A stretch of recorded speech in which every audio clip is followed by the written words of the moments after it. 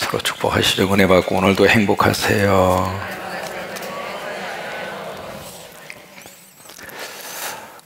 우리 16절에 보시면 대저의인은 몇 번 넘어져요. 7번 넘어질지라도.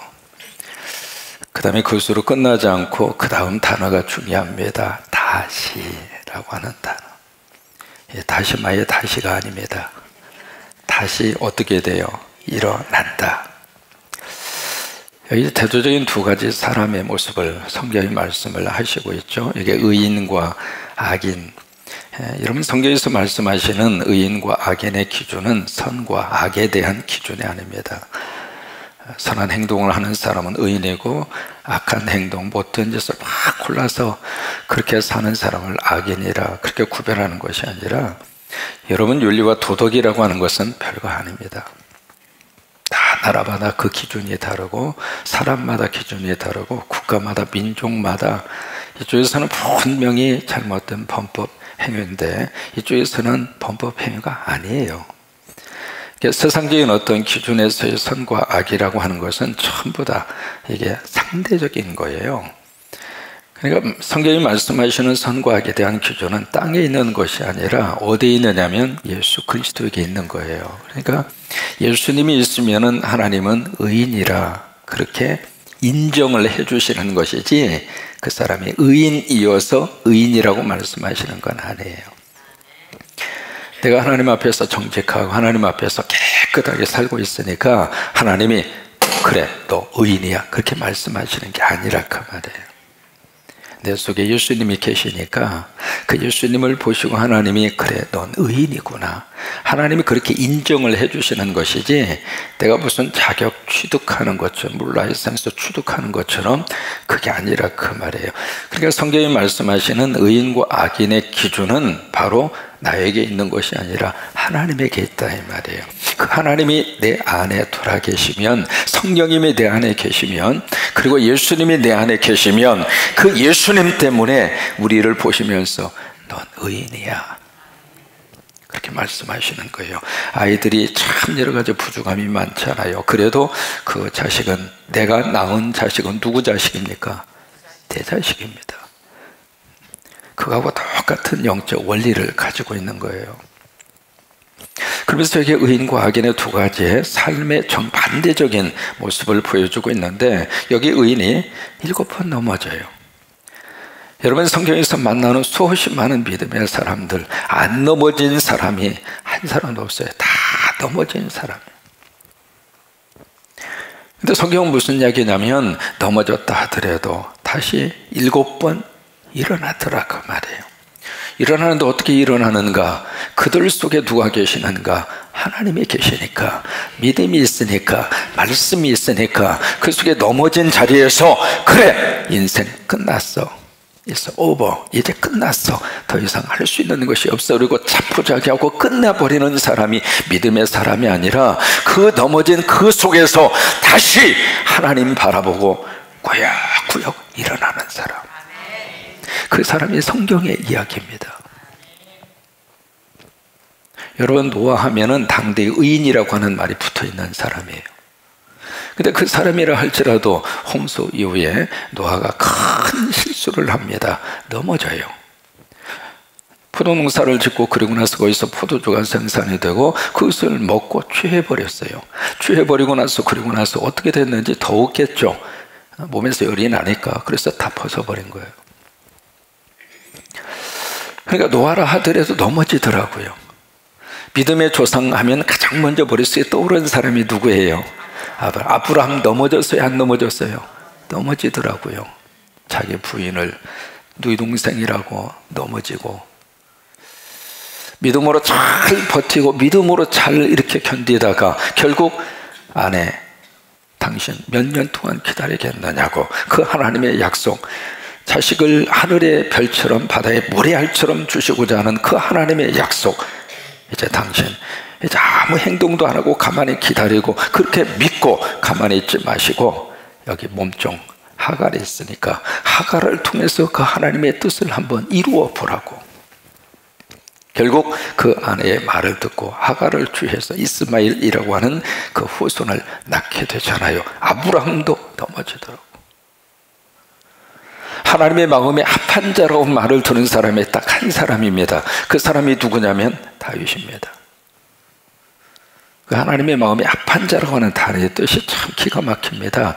하나님의 뜻과 다윗의 뜻이 일치가 됐다 그 말. 여러분, 그 정도로 하나님의 인정을 받은 다윗이에요. 그런데 그 다윗도 넘어졌어요, 안 넘어졌어요? 여러분, 이 말씀 들으면서 아이 그래, 앞으로 나도 기분 좋게 넘어지자 이렇게 생각하는 분이 계신다면 좋게 의심해야 할 그런 모습. 그런 말이야. 사람은 다 살다 보면 의도적이든 그렇지 않든 넘어지더라 이 말이에요. 어느 목사님이 바둑 삼매경에 빠졌어요. 그래서 이제 바둑이 더 재미있는 거예요. 알면 알수록 신비롭고 그 바둑 속에 인생의 모든 것들이 담겨져 있는 것이 너무 흥미롭고, 그래서 바둑 책을 사다가 막 그냥 연구도 하고, 그러면서 이제 거기에 하얀 바둑, 그 다음에 검은 바둑 막 그러면서 이제 오로지 바둑이야, 안전하 서나 바둑이야, 하나님의 말씀이 보여야 되는데 바둑알이 왔다 갔다 하는 거예요. 근데 그러다가 토요일 늦게까지 바둑 삼매경에 빠져있다가 목사님이 강대상에 탁 올라와서 설교를 하는데, 흰 머리는 흰 바둑알, 검은 머리는 검은 바둑알, 이제 그런 식으로 이제 눈에 막 오릴거려서 이제 보이는 거예요. 보이는데 성도들이 이렇게 앉아 있는데 세상에 거기에 흰 바둑알이 들어가면 기가 막힌 자리인데 그 자리가 딱 한 자리 비어 있는 거예요. 저 자리에 누가 하나만 딱 들어가면 기가 막힌 자리인데, 그러고 있는데 좀 늦게 오신 권사님 한 분이 두리번거리다가 세상에 거기 가서 딱 앉는 거예요, 그 자리에. 그러니까 목사님이 설교하다 말고 아다리! 다 실수하게 되는, 다 넘어지는 거야. 안 넘어지는 사람은, 사람이 남이 넘어지는 것을 보면서 손가락질하는 사람은 자기는 더 많이 넘어지는 사람이야. 그러니까 남의 실수를 보고 남의 넘어지는 것을 보고 뭐라고 할 필요 없습니다. 여러분, 자식을 두고 있는 부모는 남의 자식에 대해서 함부로 말하는 게 아니에요. 따라서 하세요. 남의 자식 보고 함부로 말하지 말자. 그게 내 문제가 될 수 있는 거예요. 그러니까 누구든지 다 넘어질 수 있어요. 누구든지 다 실수할 수 있어요. 내가 실수하지 않겠다, 난 넘어지지 않겠다. 물론 그런 믿음의 어떤 소리가 왜 그래?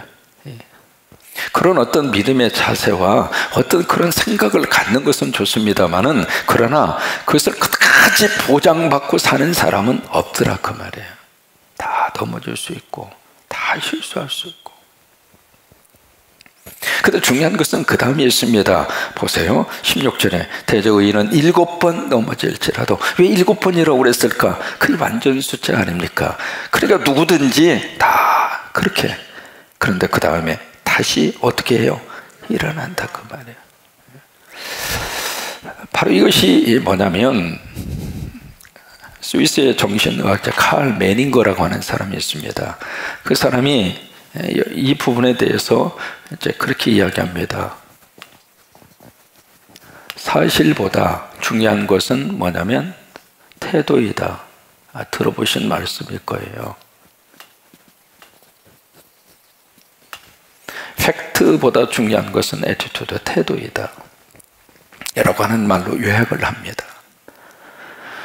그러니까 지금 내가 지금 넘어졌다고 하는 것은 사실이거든요. 넘어졌다고 하는 것을 부정할 수 없어요. 사람이 내가 지금 실수를 하고 내가 지금 넘어졌다고 하는 이 자체는 넘어지는 순간 그것은 부정할 수 없는 팩트라 이 말이에요. 사실이라 그 말이에요. 어떤 사람은 넘어진 다음에 나 넘어졌다고, 나 다시 실수하지 않았다고, 그것을 마지막까지 고집스럽게 난 넘어지지 않았다고 주장하다가 나중에 오히려 더 이상한 행동을 하는 경우들이 많아요. 넘어진 건 사실이에요. 그러니까 사실은 사실이다 그 말이에요. 이 사실은 인정하지 않더라도 사실로 남아있는 거예요. 중요한 것은 이 사실 그 자체보다도 그 다음에 어떤 태도를 가지고 사느냐. 성경은 이것을 말씀을 하고 있는 거예요. 그러니까 내가 어떤 애티튜드, 태도를 가지고 사느냐, 그의 태도에 대해서는 누가 해주는 게 아닙니다. 내가 결정하는 거예요. 이런 태도를 가질 수도 있고 저런 태도를 가질 수도 있고.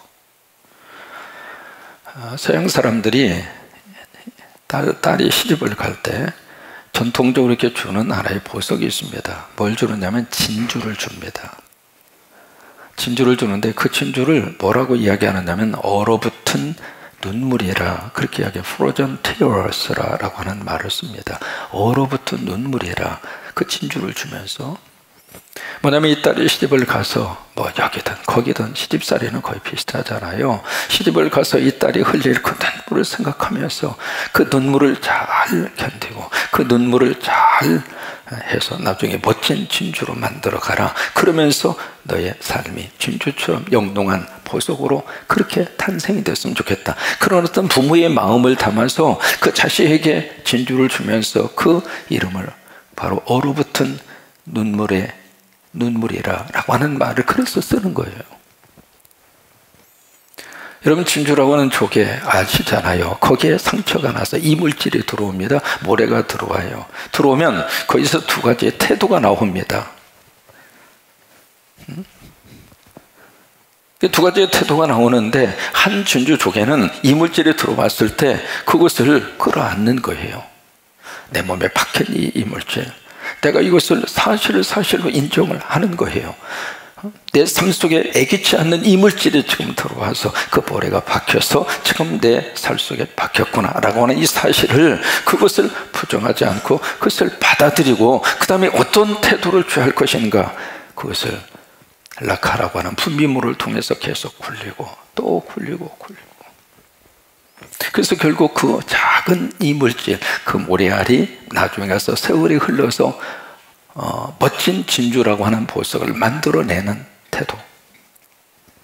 근데 그 태도가 그거 하나만 있는 게 아니거든요. 두 번째 태도를 갖는 진주 조개가 있을 수 있습니다. 그 이물질에 딱 박혔을 때, 그때부터 세상에 어떻게 해서 내 인생 속에 이런 이물질이 박혔느냐고, 어떻게 하다가 이런 것이 내 속에 들어오게 되었느냐고, 그러면서 막 그것 때문에 자기 삶을 비관하고 원망하고 막 좌절하고, 이 사실 자체를 자꾸 부정을 하는 거예요. 자기 이물질이 자기 속에 있다고 하는 사실을, 그것을 인정을 안 하려고 그래요. 그런데 결국 세월이 흘러서 그 때문에 썩어서 죽더라 이 말이에요. 이게 중요한 것은 넘어졌다고 하는 사실보다도, 왜? 이 사실은 누구나 다 있을 수 있으니까. 저도 넘어지고 여러분도 넘어지고. 아셨죠? 여러분, 목사가 그럴 수 있을까요? 없을까요? 예, 꼭 정신 차리고 대답하십시오. 목사도 그럴 수 있습니다. 그럴 수 있다고 하는 그것 때문에 여러분들 목사를 자꾸 그렇게 막 하고 그러지 마세요. 저도 실수할 수 있어요. 그러면 여러분들은 실수 안 합니까? 똑같아요. 같이 감싸 안고 서로 행복하게 살자고요. 그러니까 어떤 사실 앞에서 우리가 그 사실에 대해서 어떤 태도를 취하겠느냐, 바로 그거거든요. 결국 그래서 그 진주가 그 이물질, 그 사실을 자기 인생의 한 부분으로 받아들여서 멋진 보석으로 만들어내는 거죠. 오늘 말씀을 통해서 하나님은 그것을 우리에게 말씀을 하시고 있는 거예요. 다시 한번 보실까요? 16절. 대저 의인은 7번 넘어질지라도. 살다 보니까 넘어질 수 있다 그거예요. 경제적으로도 넘어질 수 있고, 건강적으로도 넘어질 수 있고, 자식을 키우다 보니까 자식 때문에 넘어질 수도 있고, 부부지간에 서로 함께 살다가 보니까 부부의 관계 속에서도 넘어질 수 있고, 넘어질 수 있더라 이 말이에요. 신앙생활 하다가 보니까 신앙생활 하면서도 넘어질 수 있고, 그러나 다시 일어나더라 그 말이에요. 근데 그 다음에 악인은 어떻게 되는가? 악인은 재앙으로 말미암아 엎드려지느니라. 악인은 일어날 수 있는 뭐가 근거가 없더라 그 말이에요. 왜 그럴까? 여러분, 오뚜기라고 하는 거 아시잖아요. 이 오뚜기라고 하는 것에 대해서 한명희라고 하는 시인이 지은 오뚜기라고 하는 시가 있습니다. 그 구절에 그런 구절이 나와요. 쓰러지지 않으면 내가 아니다. 다시 일어나지 않으면 내가 아니다. 참 오뚜기에 대해서 기가 막히게 시에서 그렇게 썼어요. 그러니까 이 오뚜기는 쓰러지지 않으면 내가 아니다. 이 오뚜기는 처음부터 왜 오뚜기라고 이름 지어주고 만들었는가? 쓰러지도록 만들어진 거예요. 오뚜기는 딱 던져서 쓰러지지 않으면 불량품이에요. 다 쓰러져야 정상이에요. 근데 오뚜기는 다시 일어나도록 만들어져 있다 이 말이에요. 그래서 우리들에게 대입을 해서 적용을 해보면 넘어지지 않으면 사람이 아니다. 다시 일어서지 않으면 성도가 아니다. 우리 성도는 넘어져서 그것으로 끝나는 사람이 아니라 넘어진 그 상태에서 다시 믿음의 사람은 일어나더라 그 말이에요. 그게 성도라 그 말이에요. 그것이 바로 믿음의 사람이라고 하는 거예요. 그러니까 여러분, 이 오뚜기가 다시 일어설 수 있는 그 이유가 어디에 있느냐면 중심축에 있어요. 가운데 중심에 딱 좌석 같은 것이 딱 붙어 있는 거예요. 그게 딱 중심을 잡고 있으니까 어느 방향에서 이렇게 넘어지더라도 그 중심에 딱 제대로만 되어져 있으면 다시 이렇게 싹 하고 서는 거예요. 마치 이 배가 바람에 막 흔들리고 파도에 막 휩쓸리다가도 균형을 잡잖아요. 이 배가 그 균형을 잡는 배의 가장 중요한 중심 저기를 바닥짐이라고 그래요. 영어로 벨레스트라고 하는 말을 써요. 그 바닥짐이라고 하는 것이 배의 한 중심을 딱 잡고 있는 거예요. 그러니까 이 배가 요동을 치다가도 다시 딱 서고 파도에 막 흔들리다가도 다시 딱 서고, 오뚜기도 마찬가지거든요. 넘어졌다가도 다시 딱 설 수 있는 이유가 그 중심의 축이 딱 이렇게 있어요. 우리 성도에게 있어서는 중심축, 바닥짐이 무엇일까? 우리 안에 계시는 하나님이 우리 인생의 바닥짐이에요. 그 하나님이 나와 함께 하시고, 그 하나님이 나의 아버지가 되시고, 그 하나님이 나의 아버지가 되시고. 아빠 한번 해보실까요? 시작. 아빠. 오늘 하루 살면서 아빠 계속 여러분 생각하시고 말로 아빠를 부르시고, 그게 우리 인생의 바닥짐이라 그 말이에요. 우리 인생의 바로 그것이 중심축이라고 하는 거예요. 넘어졌다가도 그 아빠가 우리를 다시 이렇게 세워주시고, 넘어졌다가도 성령이 우리를 다시 한번 이렇게 세워주시고, 그래서 다시, 그래서 의인은 넘어질지라도 망하지 않는 사람이에요. 아니, 망할 수 없는 사람이에요. 왜? 하나님이 우리를 망하도록 내버려 두지 않을 것입니다. 우리 안에 그것만 분명하게 가지고 있으면,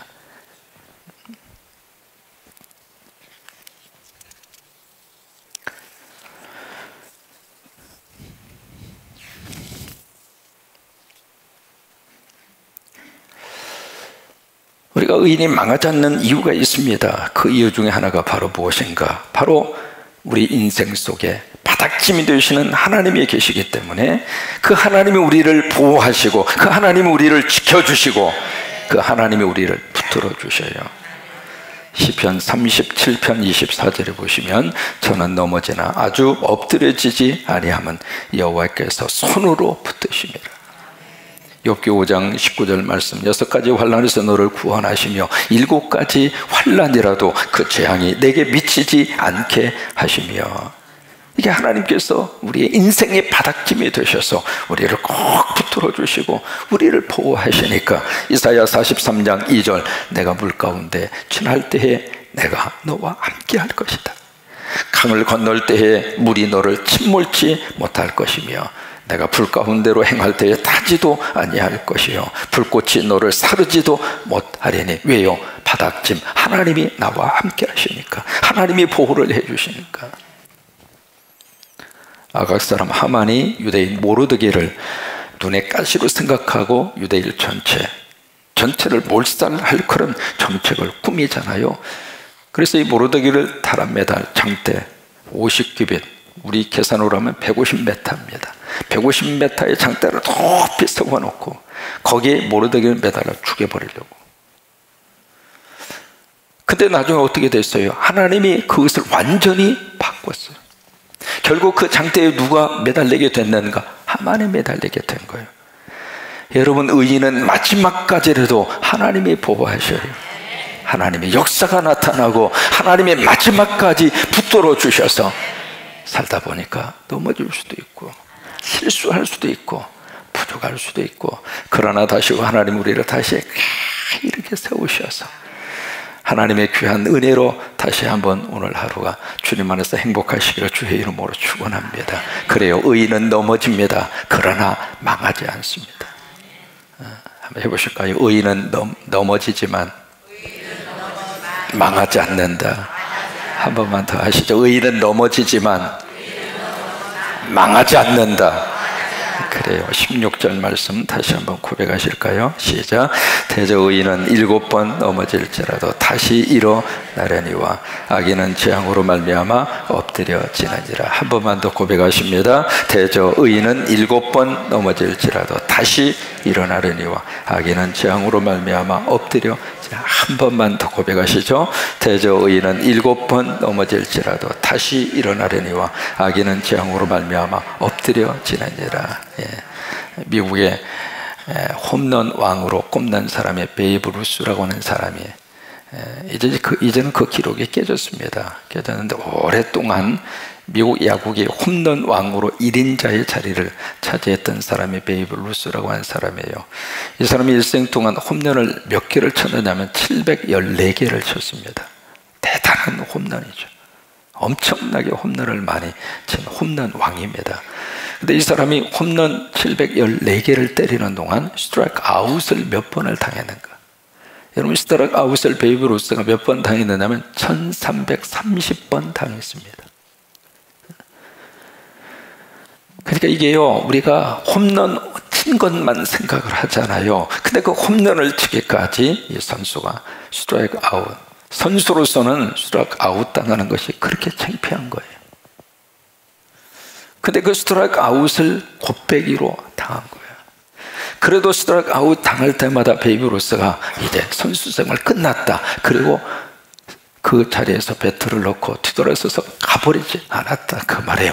내가 지금 스트라이크 아웃을 당했지만은 또다시 일어서서 또 하고 일어서서 또 하고, 그러다 보니까 홈런 714개를 치더라, 그 말이에요. 그래요, 의인은 스트라이크 아웃 당할 수 있습니다. 다시 일어서서 홈런 치면 돼요. 넘어질 수 있습니다. 그러나 다시 일어서서 다시 하시면 돼요. 여러분, 우리 그런 날이 넘치기를 주의 이름으로 축원합니다.